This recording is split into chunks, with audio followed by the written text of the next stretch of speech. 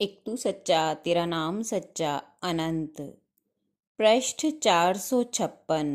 सतपुरुष बाबा फुलसंदे वाले कहते हैं, आकाश से ऊपर लाखों आकाश और भी हैं, पाताल के नीचे लाखों पाताल और भी हैं, ऐसे ऐसे लाखों और करोड़ों सूर्य और भी हैं, किंतु उस सृष्टा की माया को कोई नहीं जानता, किसी ने भी उसका अंत नहीं पाया है।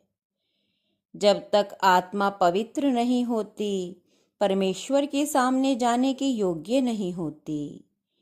ग्राम टांडा के एक व्यक्ति को सतपुरुष बाबा फुलसंदे वालों की एक पुस्तक सच्चा उपदेश जंगल में पड़ी मिली।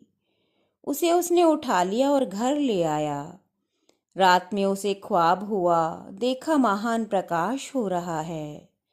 सतपुरुष बाबा फुलसंदे वाले आकाश में देवताओं के साथ खड़े हैं।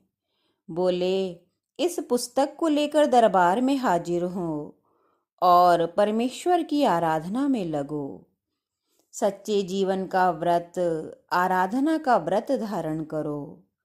वह व्यक्ति अगले दिन दरबार में आया और सबको यह हाल बताया और नामदान यानी परमेश्वर की आराधना और सेवकाई हुजूर सतपुरुष से प्राप्त की।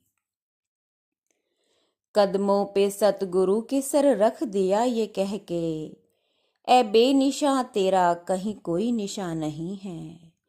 लाखों हंसी हैं लेकिन तुम सा कोई हंसी नहीं है। बादलों से आकाश भरा हुआ था। रात भर वर्षा हुई थी, अब मौसम कुछ ठीक था। प्रातः काल में सतपुरुष ने कहा, चलो शेषनाग भ्रमण कर आवें। वे चल दिए। शेषनाग के हाथ में चंवर था और हुजूर के हाथ में सच्चे मोती की माला थी, जिससे वे परमेश्वर के पवित्र पावन मंत्र एक तू सच्चा तेरा नाम सच्चा का जप कर रहे थे। साथ में सूर्य नारायण, हरे विष्णु, वरुण देवता तथा अन्य देवता गण भी अकाल पुरुष सतगुरु का सानिध्य प्राप्त करते हुए भ्रमण में चल रहे थे।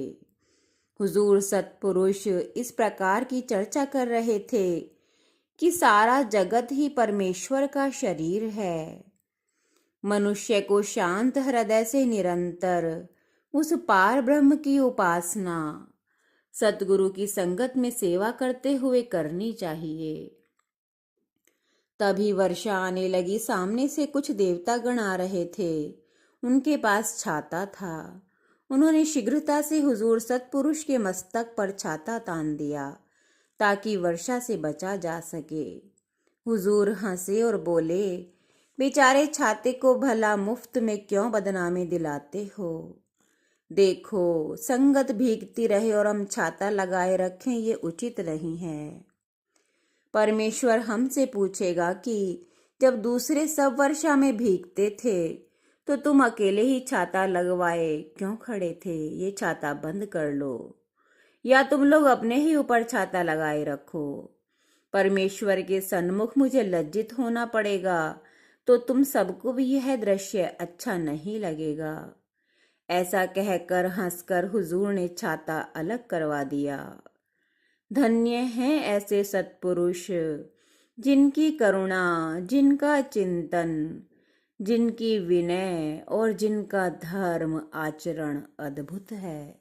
एक तू सच्चा तेरा नाम सच्चा।